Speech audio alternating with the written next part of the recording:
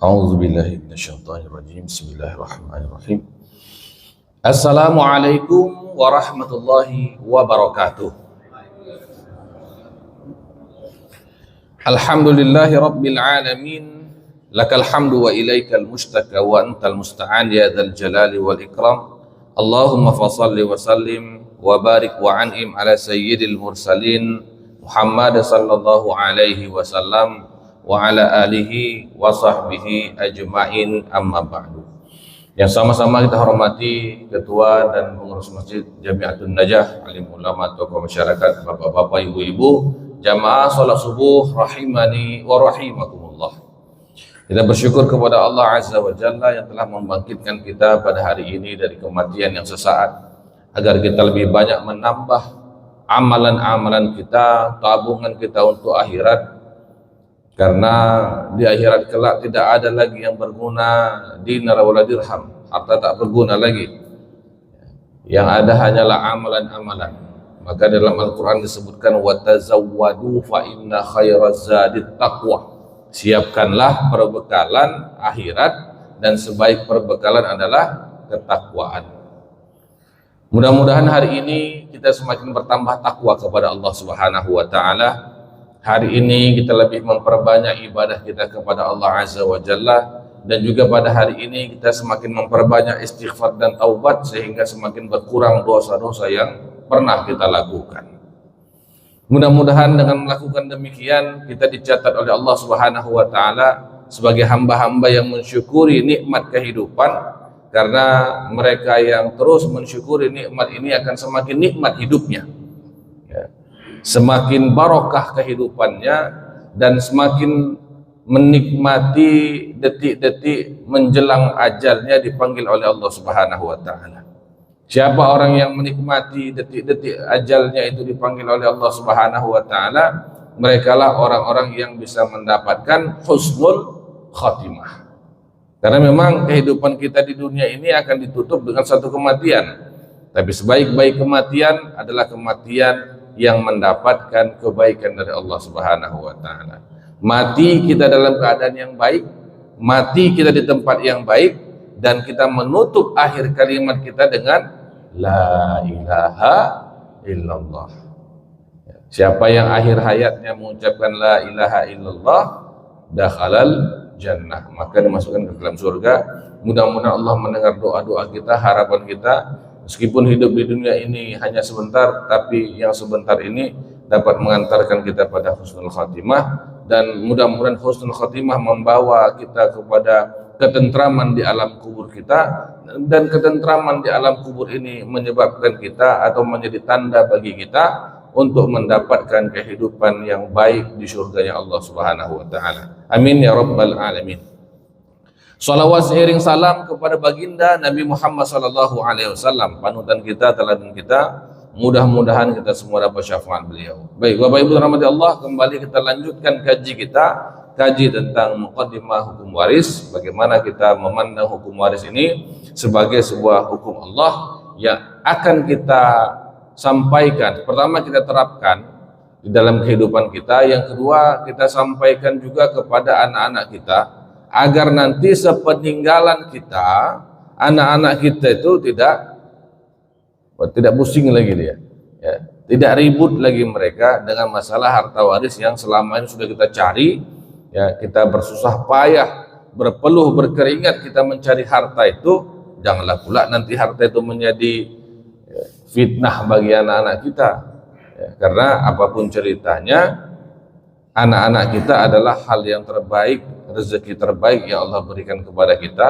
Janganlah pula rezeki harta malah menyebabkan rezeki terbaik kita ini malah kocar kacir, malah bertengkar, malah saling bermusuhan. Itu kenapa kita belajar tentang masalah hukum waris. Kita telah sampai pada bagian kategori ahli waris. Karena secara umum kedudukan ahli waris dalam sistem pewarisan terbagi ke dalam dua kelompok besar. Yaitu kelompok pertama adalah mereka yang sudah pasti dapat warisan.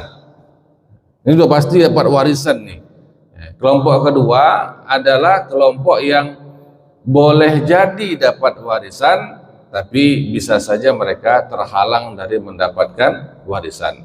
Maka kelompok pertama itu saya menyebutnya sebagai kelompok ring 1 ahli waris.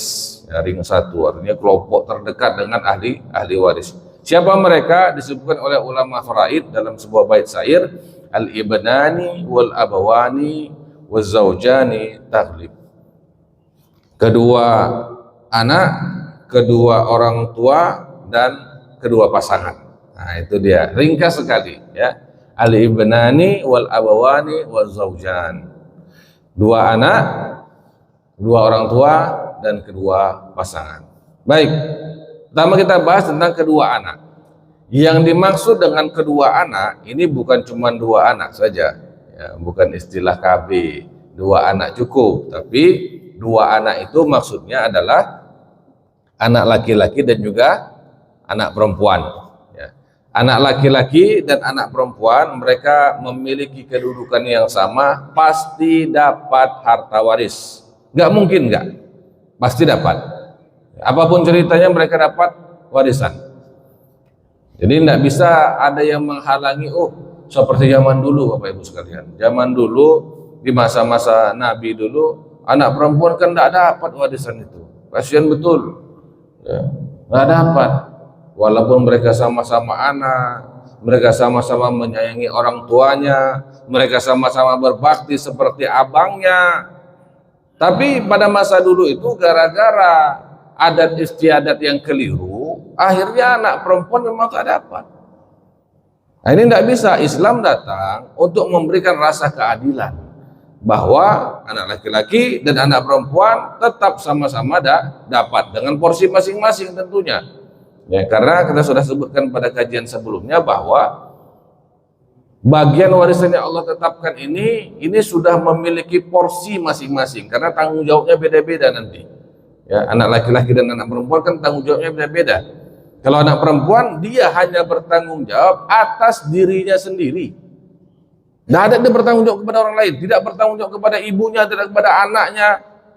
Ya, bahkan kepada anak pun tidak bertanggung jawab dia. Kepada ayahnya, kepada saudara tidak, dia hanya mengurusi dirinya sendiri. Dapat dia warisan itu untuk dia pribadi, tidak ada kaitannya dengan orang lain. Ya. Akan tetapi untuk anak laki-laki tidak demikian. Anak laki-laki itu mereka itu ada porsi untuk menjadi penanggung jawab ibunya, kalau ibunya masih hidup, menjadi penanggung jawab anak-anaknya kalau dia sudah punya anak, menjadi penanggung jawab istrinya kalau sudah menikah, menjadi penanggung jawab saudari perempuannya. Jadi banyak yang mau ditanggung jawabi. Tanggung jawab nafkah. Kalau ceritanya nafkah ini cerita pitih kan, cerita uang kita ini. Mana bisa nafkah dengan kata-kata saja? Itu tentang uang. Karena makanan itu kan dibelinya dengan uang kan. Makanya anak laki-laki dapat bagian yang lebih besar. Tapi yang bisa dipastikan bahwa anak laki-laki dan anak perempuan pasti dapat warisan. Jadi kalau di zaman dulu ada adat istiadat yang melarang anak perempuan dapat warisan, janganlah pula di masa setelah Islam ini berkembang dengan sangat pesat, ada pula yang menghalangi anak laki-laki dapat warisan. Gitu. Kita harus dudukkan secara jelas. Kenapa? Karena laki-laki dan perempuan sama-sama dapat warisan. Nggak bisa, enggak. Gitu ya. Jadi jangan kita sampai salah. Kita bukan tidak menghargai adat istiadat, kebiasaan, bukan. Tetapi ada porsi hukum Islam yang menjadi tuntunan kita, yang menjadi rules kita, aturan kehidupan kita dunia akhirat yang harus kita jalani. Kalau kita berbicara tentang adat, tentu ini aturan di dunia. Ya, nggak akan sampai aturan adat itu ke akhirat. Ya. Tapi aturan agama itu dunia akhirat. Ya, karena kita menjalankannya di dunia, kita bawa pahala ataupun dosanya sampai akhirat. Maka jangan sampai ada orang-orang bagian anak perempuan itu mendapatkan separuh harta, nisf, apabila dia seorang anak perempuan tunggal, tidak punya abang, tidak punya adik, tidak punya kakak, dia tunggal dia, maka dia langsung otomatis mendapatkan setengah dari harta warisan. Setengah lagi untuk siapa? Setengah lagi untuk asobah. Misalnya masih ada kakeknya, ya, kakek si anak ataupun ayah dari almarhum, berarti setengahnya lagi itu kepada si kakek tadi. Kalau kakeknya juga sudah meninggal, kepada pamannya. Ya, pamannya menjadi asobah, saudara dari almarhum yang meninggal. Kan berarti kan paman si anak, ya, paman si anak perempuan. Loh, kok bisa banyak juga Ustaz paman si anak perempuan itu Ustaz? Setengah Ustaz. Loh, memang anak perempuan ini bisa menikahkan dirinya sendiri? Bisa Pak? Kan enggak, dia butuh wali kan? Terus siapa walinya? Oh, ya pamannya. Nah, giliran mau nikah pamannya dikejar-kejar, sibuk cari wali. Giliran bagi waris, pamannya diabaikan. Islam tidak membiarkan hal seperti ini. Makanya itu nanti paman pun dapat warisan, ya, sehingga dia pun memiliki rasa kepedulian terhadap si anak perempuan yang sudah meninggal ayah ini tadi. Jadi Islam itu membentuk satu sistem, ya, ekosistem istilahnya, ya, bagaimana supaya si paman ini ada rasa tanggung jawab kepada si kemenakan perempuannya ini, gitu. Ya kalau si pamannya ini tidak dapat, apapun tidak dapat dari kematian saudaranya itu, tentu dia ya sudahlah, masing-masing aja lah katanya.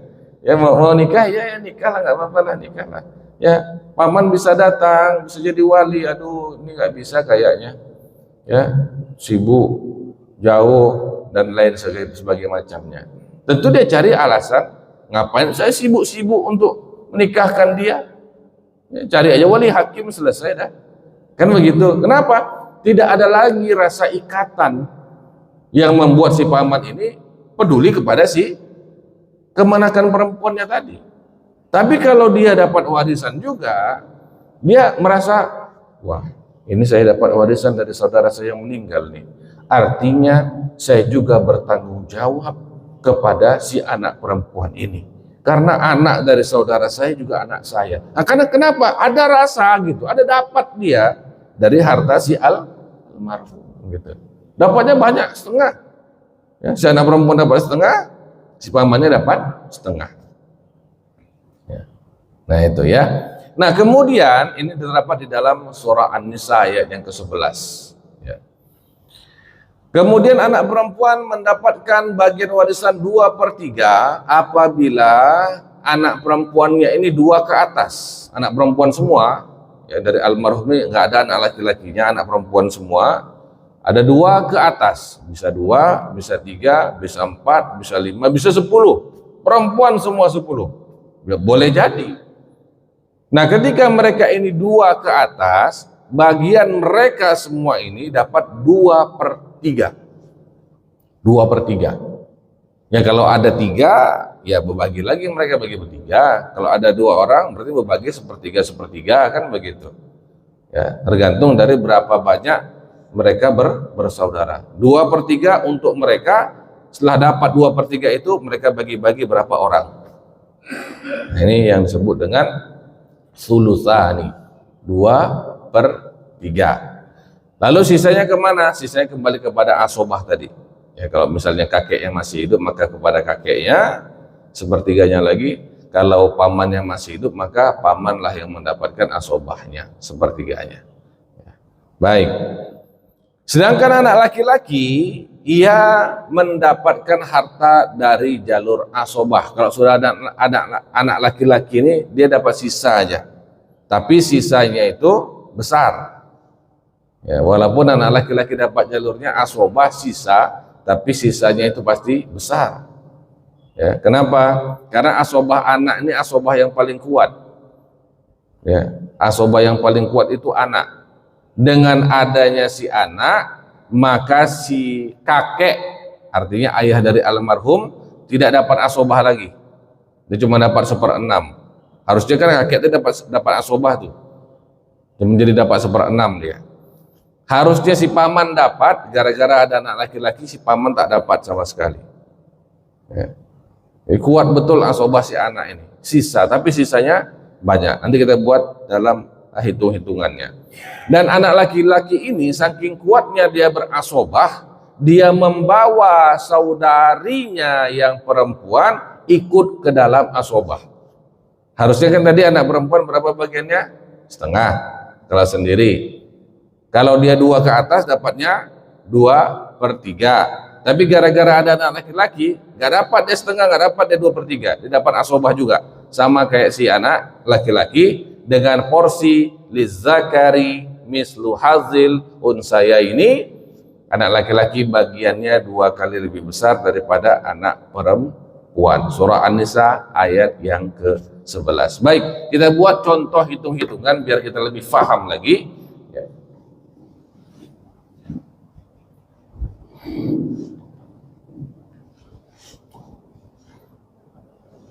Baik, kalau tadi yang meninggal adalah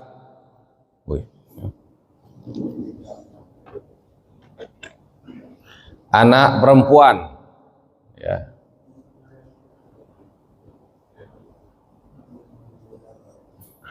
Seorang laki-laki meninggalkan 1 orang anak perempuan,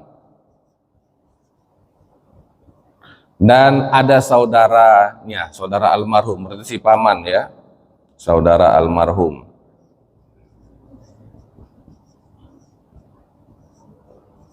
Satu orang. Maka secara hukum waris, si anak perempuan mendapatkan setengah surah An-Nisa ayat yang ke-11. Setengah. Saudara laki-lakinya menjadi asobah ain. Maka pembaginya adalah 2. 2 dikali 1 sama dengan 1. Sisanya 2 kurang 1 sama dengan 1. Nah ini dia. Seandainya harta yang ditinggalkan 100 juta, maka 100 juta dibagi 2 dulu. Bagi 2 sama dengan 50 juta. 50 juta dikalikan 1, maka anak perempuan mendapatkan 50 juta. 50 juta dikali 1, saudara laki-laki atau paman dari anak perempuan tadi mendapatkan 50 juta. 50 juta tambah 50 juta pas 100 juta. Begitu dia. Kemudian kalau tadi anak perempuannya ada 2 orang, Ustaz. Anak perempuannya 2 orang. Oke. Kita buat di sini. Wih. Habis dia.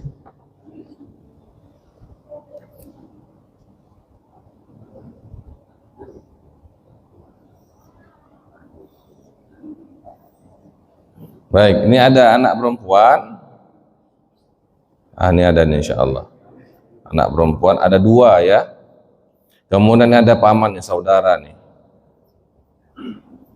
Saudara laki-laki dari almarhum ada 1. Anak perempuan 2 ke atas, maka mereka mendapatkan bagiannya 2/3. Sesuai surah An-Nisa ayat yang ke-11. Saudara laki-laki dapat asobah 2/3, maka membaginya adalah 3. 2 kali 2/3 ini 2. 3 kurang 2 sama dengan 1. Nah ini dia, ini pembaginya. Seandainya hartanya itu 30 juta, maka 30 juta dibagi 3. Pembaginya dibagi 3 sama dengan 10 juta per bagian. Nah ambil saja ini 2 dikali 10 juta 20 juta. 1 dikali 10 juta 10 juta. Total 30 pas ya, ditambahkan. Maka anak perempuan mendapatkan 20 juta untuk keduanya. Ini karena ada 2, 20 juta bagi 2, 10 juta. 10 juta, 10 juta, saudara laki-lakinya atau paman mereka juga dapat 10 titipan.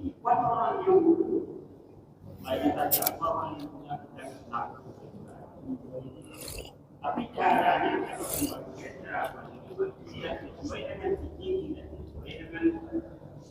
dengan meraih dengan apa yang disunahkan dengan apa yang menurut apa dalil. Bagaimana cara membaginya itu? Kalau seandainya tidak sah menurut Islam, siapa yang bertanggung jawab terhadap Allah? Ini yang tadi titipan, tak tahu kita siapa yang punya. Bagaimana itu? Siapa yang bertanggung jawab? Kalau itu dalam fikih dalam orang itu. Baik, terima kasih Pak Haji. Dalil dari apa ini Ustaz? Masalah yang jelas dalilnya jelas. Apanya hadisnya? Kalau mereka bisa. Baik, terima kasih banyak Pak Haji pertanyaannya. Ini pertanyaannya sangat mendalam. Ini ada harta titipan. Siapa yang menitipnya? Tidak tahu. Terus siapa pemiliknya? Tidak tahu. Lalu apa hak orang tersebut menggunakan harta yang bukan milik dia, yang tak tahu pemiliknya, yang dititipkan kepada siapa? Kan itu. Kalau tidak tahu, boleh Pak. Kira-kira misal, mohon maaf nih, di pinggir jalan situ ada uang 100 juta. Punya siapa? Nggak tahu. Nggak tahu punya siapa. Ya. Boleh enggak kita mengambil uang itu, kita gunakan untuk beli makanan, kita ambil uang itu untuk beli sepeda motor, boleh atau enggak? Enggak boleh. Apa hak kita menggunakannya? Jadi perlu diperjelas lagi Pak, sebenarnya titipan ini bentuknya bagaimana? Siapa yang pemiliknya, siapa yang menitipkannya, dan siapa yang dititipkannya. Itu dulu Pak. Dia harus jelas dulu. Tidak ada dalam Islam harta yang tidak jelas pemiliknya. Kalau ada harta yang tidak jelas pemiliknya, maka dia kembali kepada Baitul Mal. Nah itu tidak boleh juga kita menggunakannya. Tapi kalau jelas siapa yang menitipkannya, misal dulu nenek moyang dulu membuka tanah ini. Membuka tanah dalam hukum Islam itu boleh, namanya ihya'ul mawad, menghidupkan tanah kosong. Maka orang yang menghidupkan tanah kosong menjadi pemilik tanah tersebut. Itu ada hukumnya. Misalnya ya, dari buyut kita dulu datang ke satu tempat, ke satu daerah, lalu dia buka lahan di sana, maka itu jelas itu milik si nenek moyang yang buka tadi Pak. Jadi bukan tak ada pemiliknya, ada pemiliknya. Siapa yang buka lahan, itulah yang menjadi pemiliknya. Dalam hukum Islam itu ada, namanya ihya'ul mawad, menghidupkan tanah yang mati atau tanah yang tak digunakan. Itu ada dalam hukum Islam. Nah kemudian mungkin yang dimaksud oleh pertanyaan Bapak tadi yang seperti ini, tanah yang dari nenek moyang dulu ya Pak ya, tidak jelas siapa yang membelinya Ustaz, tapi sudah turun temurun. Sebenarnya bukan tidak jelas, itu jelas. Pemiliknya ya memang keluarga besar itu, memang itu pemiliknya. Hanya saja turun temurunnya ini bukan dalam bentuk kepemilikan perorangan. Biasanya harta-harta yang seperti ini kebanyakan diserahkan, misal dia seperti kalau dalam majelis ulama ataupun rapat para ulama di Sumbar, ini kawan saya yang memberitahukannya ini, dan beliau orang Sumbar dan hakim pengadilan agama di Kota Padang. Beliau menyebutkan bahwa ada fatwa MUI di Sumbar terkait dengan harta yang seperti ini dimasukkan ke dalam bagian dari wakaf aili, wakaf keluarga. Kalau namanya wakaf keluarga itu bukan kepemilikan perseorangan, makanya harta yang seperti ini kan tidak boleh dijual biasanya, itu tidak boleh dijual. Ya, inilah yang kemudian disebut dengan harta pusaka tinggi. Jadi harta pusaka tinggi itu memang tidak boleh diwariskan. Dan dia tidak masuk kategori hukum ini, Pak. Tidak masuk dia. Kenapa? Yang dimasukkan ke dalam hukum pewarisan, ya kita sudah pernah menyebutkan di awal definisinya, bahwa syarat utamanya itu memang harta almarhum. Kalau harta pusaka tinggi kan bukan milik si almarhum, bukan milik, tapi boleh digunakan. Ini kan mirip dengan wakaf. Ya, maka kalau kaitannya dengan harta pusaka tinggi sudah sangat clear, sangat jelas, itu bukan harta yang diwariskan, walaupun namanya harta pusaka ya, tapi bukan harta yang diwariskan, melainkan dia sama seperti penggunaan wakaf. Dia tak bisa dimiliki oleh perorangan, dia tidak bisa dijual belikan, tapi digunakan oleh keluarga itu sesuai dengan niat dari si pewakaf ataupun pengelolaan si nazir. Biasanya yang saya tahu, mohon koreksi kalau saya salah, harta pusaka tinggi itu biasanya ada nenek mama yang bertanggung jawab, ya. Tetapi yang mendapatkan manfaatnya adalah kaum perempuannya, betul? Ya kan? Jadi nenek mama ini adalah sebagai nazirnya, dan kaum perempuan yang mendapatkan ini sebagai orang-orang yang mendapatkan manfaatnya. Jadi memang tidak masuk ke dalam waris, Pak. Tidak ada. Ini yang kadang-kadang keliru difahami oleh orang yang tidak memahami adat istiadat ranah Minang, melihat harta pusaka tinggi dari sisi orang luar yang tidak paham dengan seluk-beluk ini. Saya bukan orang Minang, tapi karena saya berkutat di dalam harta waris, saya bertanya dengan banyak sekali nenek mama agar saya benar-benar paham dengan masalah harta pusaka tinggi dan harta pusaka rendah. Karena ini kaitannya dengan pertanyaan seperti ini terus. Pasti akan ditanyakan. Kalau saya tidak paham, tentu saya tidak bisa menjawab. Tapi karena saya sudah paham tentang bagaimana kronologi harta pusaka tinggi, siapa penanggung jawabnya, siapa yang dapat manfaatnya, akhirnya oh begitu, ternyata ini bukan masuk harta waris, Pak Ibu. Jadi kalau Bapak Ibu ada yang dapat manfaat dari harta pusaka tinggi, biasanya kaum ibu, nggak ada masalah, ya silahkan menikmatinya. Itu adalah wakaf keluarga besar Bapak Ibu sekalian, barokah dari orang-orang tua terdahulu yang sudah membuka lahan. Tapi ingat, satu yang harus diingat, kalau harta pusaka tinggi itu sudah jadi sertifikat hak milik satu orang, batal wakafnya. Dia jadi harta yang wajib diwariskan sesuai dengan hukum waris. Kenapa? Karena ada beberapa kasus yang langsung itu orangnya ngomong ke saya langsung, Ustaz, harta pusaka tinggi itu kalau berubah menjadi sertifikat hak milik bagaimana? Bisa, Pak. Ada yang bisa, Ustaz. Anda tahulah saya kira permainannya ya, saya tidak tahu ya. Ketika berubah Bapak Ibu sekalian, dari tidak ada sertifikat hak milik, masih dia dari nenek mama disampaikan tutur ke tutur, ya kan, tutur ke tutur, mulut ke mulut aja.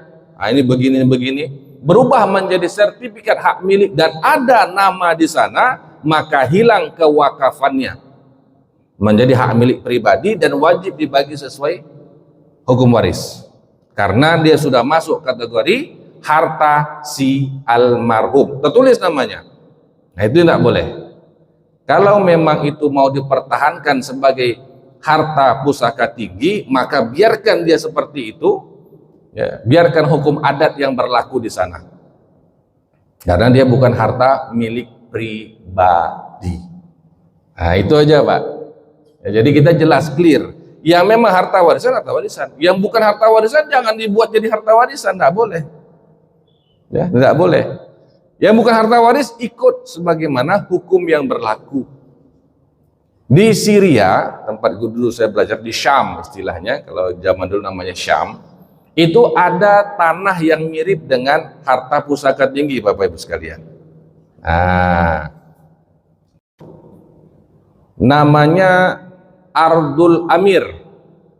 Ardul Amir, tanah milik Amir. Amir itu penguasa. Ya. Tanah milik penguasa ini, Ardul Amir ini diberikan kepada orang-orang petani biasanya yang ada di perkampungan, yang tanahnya masih luas, diberikan semacam hak guna pakai. Ya, seperti hak guna pakai. Diberikan kepada satu keluarga, tetapi diberikan syarat. Ini tidak boleh dijual, satu. Tidak boleh dibuat industri, hanya boleh untuk pertanian.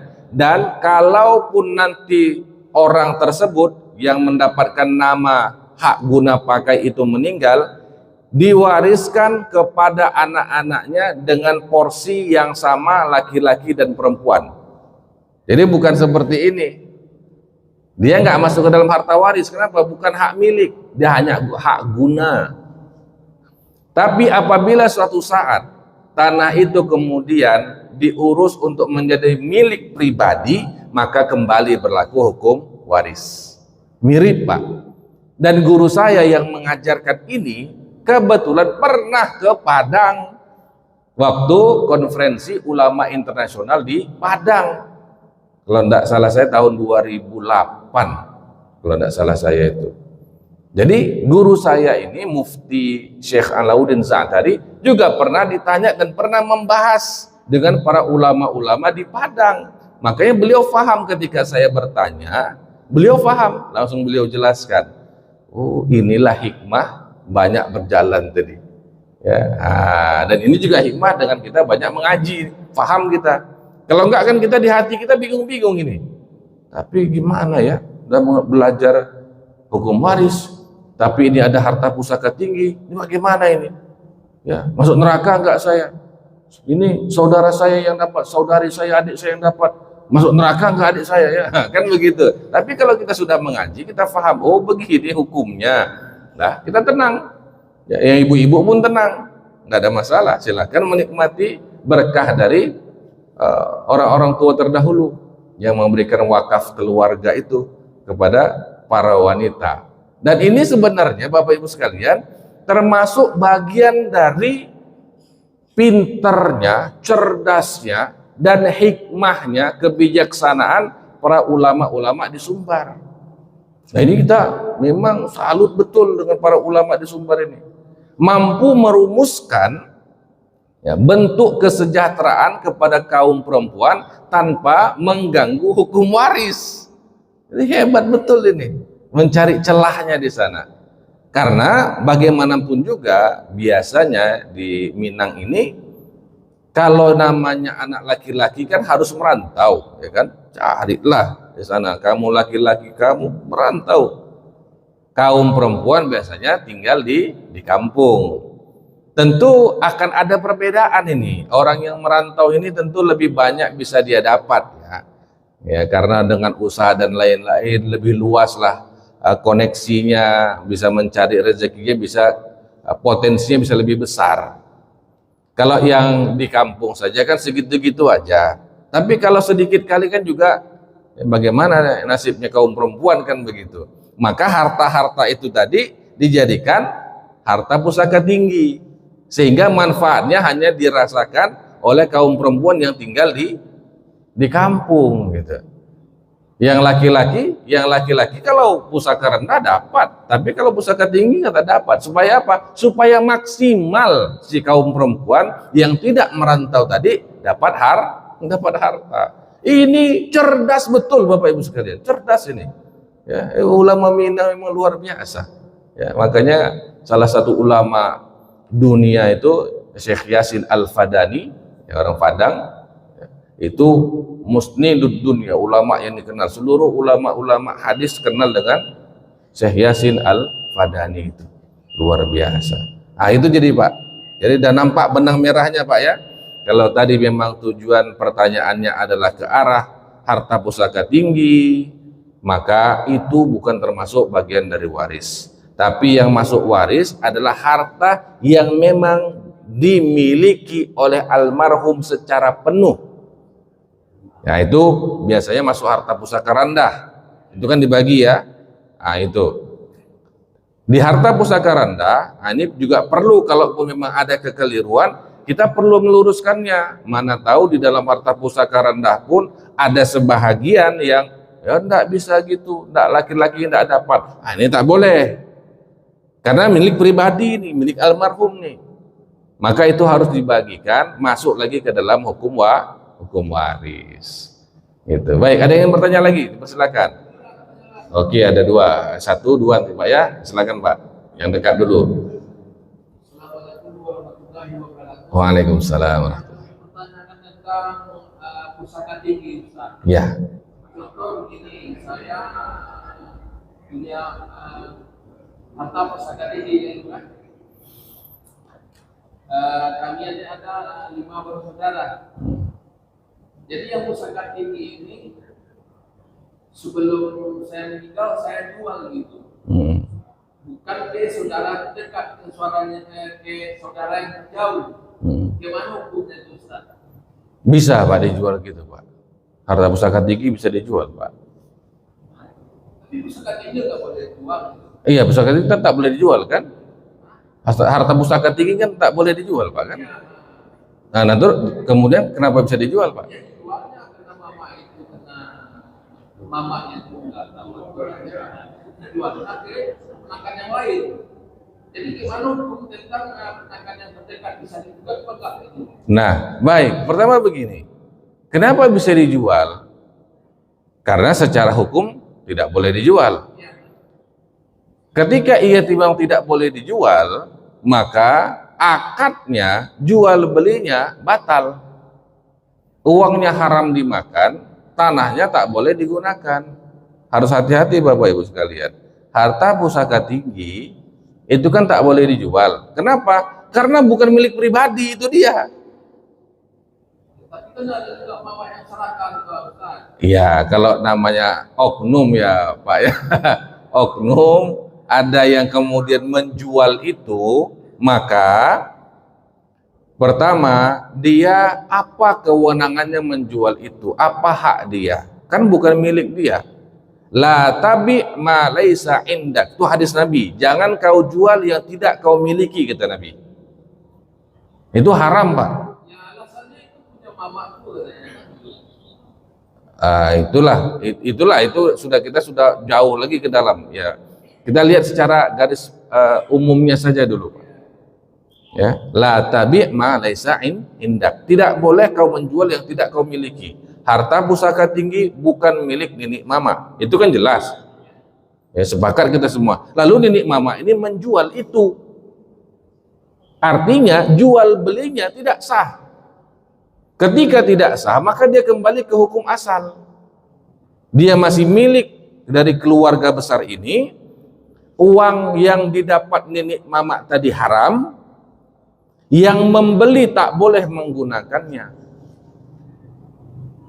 Ya, jadi seperti itu, dia kembali ke hukum asal. Karena apa? Akadnya tidak sah, jual belinya tidak sah. Ketika jual beli tidak sah, kembali ke hukum asal. Milik siapa tadi? Uang siapa dikembalikan? Ini milik siapa deh? Begitu, Pak. Ya, jadi arahnya ke sana. Silakan Pak Haji, tadi bertanya juga. Assalamualaikum warahmatullahi wabarakatuh. Waalaikumsalam. Ini ada keluarga.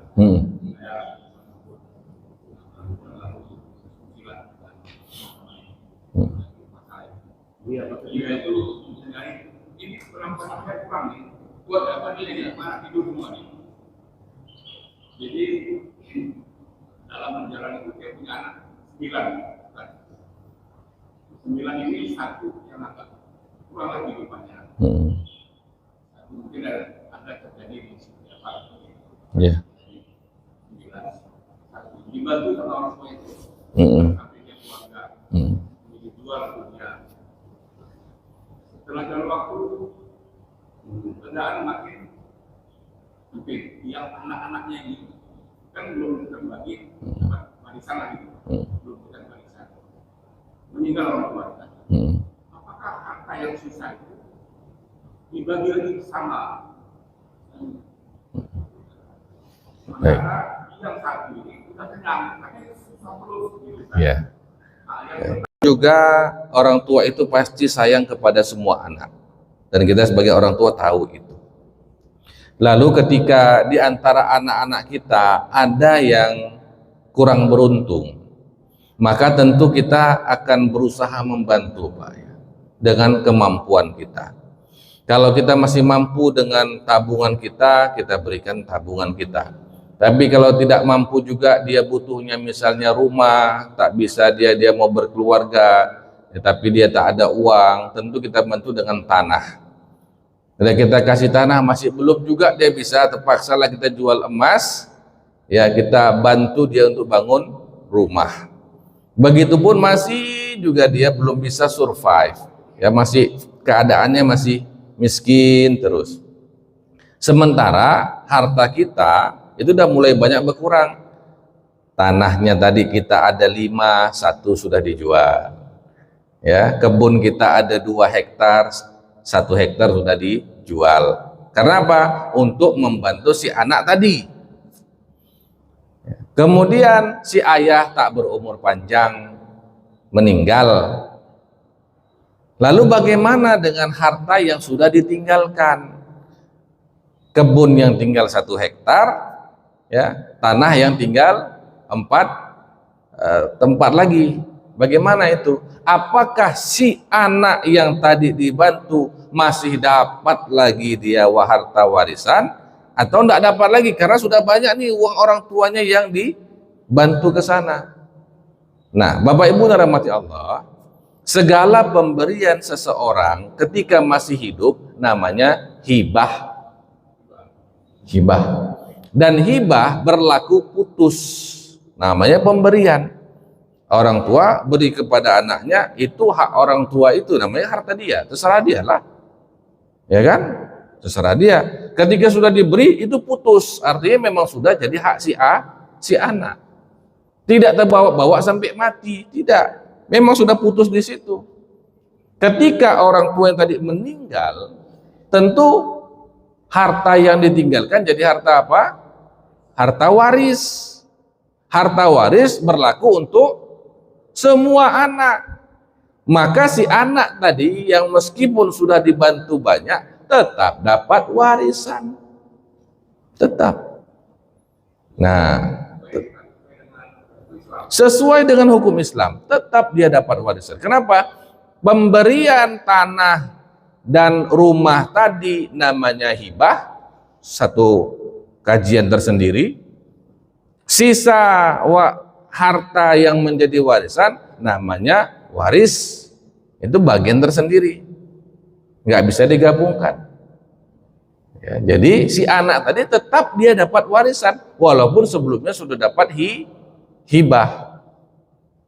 Nah, ya, hanya saja yang perlu kita pahami bahwasanya pada masa Nabi Shallallahu Alaihi Wasallam ada salah seorang sahabat yang bernama Bishr datang kepada Nabi lalu melaporkan, wahai Nabi Allah, wahai Rasulullah, aku ingin engkau menjadi saksi bahwasanya aku telah memberikan kebunku yang di sana kepada anakku Nu'man. Jadi dibawa si Nu'man, anaknya ini Nu'man. Nabi bertanya, wahai Bishr, kau punya nggak anak lain selain si Nu'man?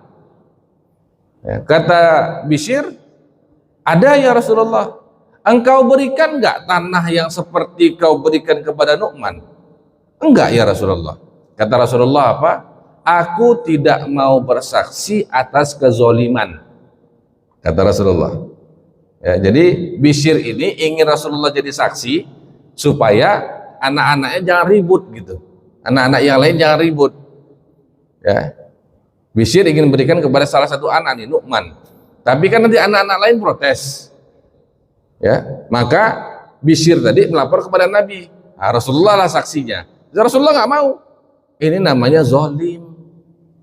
Memberikan kepada salah satu anak tanpa diketahui dan diridhoi oleh anak yang lain. Walaupun itu hak orang tuanya. Itu kan hak kita sebagai yang punya harta. Ini harta bapak yang cari, terserah sama bapak mau kasih ke siapa. Betul. Tapi anak yang lain juga punya rasa. Anak yang lain juga ingin sama-sama disayang. Kalau satu diberi yang lain tak diberi, ini tidak adil dalam memberikan kasih sayang. Jadi salahnya bukan di hibahnya Pak Haji. Bukan di hibahnya yang salah, tetapi ketidakmampuan si orang tua memberikan rasa keadilan kepada anak-anaknya yang lain. Tapi kalau diberikan secara terbuka, dikumpulkan anak-anaknya yang 9 tadi. Nah, di antara sekalian 9, si bontot ini yang paling susah hidupnya. Bapak mau memberikan tanah yang di sana untuk dia supaya dia bisa hidup. Bapak bantu dia untuk bangun rumah. Kalian ada yang enggak setuju enggak? Ada yang protes enggak? Enggak Pak, enggak apa-apa, silahkanlah, kalau kami insya Allah cukup yang lain nih. Itu tidak zalim, tidak ada masalah, silahkan dilanjutkan. Tapi kalau diam-diam aja, ini jadi masalah. Diam-diamnya ini jadi masalah. Ya, sering seperti itu. Tiba-tiba ketika sudah meninggal, panggil Ustadz Suryandi, duduk di situ, lalu dijelaskan, Ustadz, ayah saya dulu memberikan tanah yang di belakang ini kepada saya, Ustaz. Yang abangnya tanya, kami nggak tahu, Ustaz. Apa buktinya ada ayah memberikan? Nggak ada. Saya katakan, mohon maaf, kalau tidak ada buktinya, maka kembali kepada hukum asal, tanah yang di belakang itu warisan. Tuh Pak, jadi jawabannya itu Pak Haji ya, sudah jelas. Hibah ya hibah, warisan ya warisan. Tapi ingat Bapak Ibu sekalian, sebagai kita orang tua, jangan zolim dalam berhibah, jangan sembunyi-sembunyi. Nanti Bapak Ibu menyisakan masalah kepada ahli waris, anak-anak ribut dia nanti. Karena saya sudah sering konsultasi, sudah bertemu dengan hal yang seperti ini, persis pertanyaannya seperti pertanyaan Pak Haji tadi. Anaknya mau sama banyaknya Pak. Iya, memang itu, persis. Ya. Rumahnya pun tak jauh dari sini pula. Saya tak tahu, mungkin tak kenal, tapi tak jauh pula dari. Ya. Baik, terima kasih Bapak Ibu sekalian.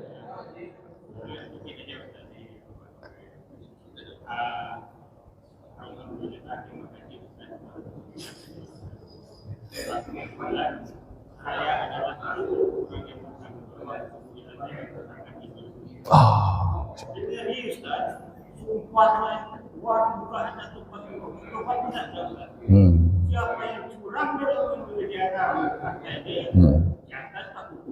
bawah langsung masuk neraka.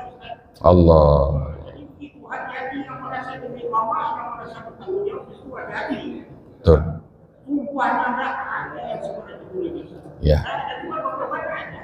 Ya. Atas tak bawah tak berarti kena dengan dia mama. Ya. Langsung masuk neraka. Ya. Jadi di sini tempatnya yang merasa dirinya yang bertanggung jawab, kalau misalnya itu hati-hati. Betul. Ya. Ya, karena masalah harta pusaka tinggi ini juga kaitannya dengan hak orang lain. Jadi bertaubatnya harus dengan meminta maaf kepada orang lain. Nah, orang lain ini kan udah banyak pula ya kan. Jadi makanya susah. Tanggung jawabnya besar. Semoga Allah membantu para nenek mama sekalian yang diberikan amanah untuk harta pusaka tinggi, dikuatkan imannya, diberikan rezeki yang bertambah-tambah sehingga betul-betul amanah dalam menjalankan amanahnya. Amin ya rabbal alamin. Terima kasih banyak dan mohon maaf atas segala kesalahan dan kekeliruan. Subhanakallahumma bihamdik, asyhadu an la ilaha illa anta astaghfiruka wa atubu ilaik. Assalamualaikum warahmatullahi wabarakatuh.